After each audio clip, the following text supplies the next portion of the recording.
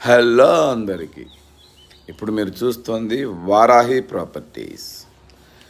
167 గజాల్లో తక్కువ ధరలో 1,40,00,000 చెప్తున్నాము. దీని వెడల్పు 30, పొడవు 50. దీని ఎస్ఎఫ్టీ 2,400 ఎస్ఎఫ్టీ వస్తుంది. 167 గజాల్లో కట్టిన G+1 4 BHK.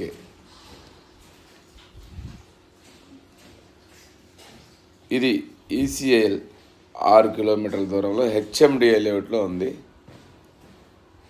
మెయిన్ రోడ్డుకి జస్ట్ వాకబుల్ డిస్టెన్స్లో విశాలమైన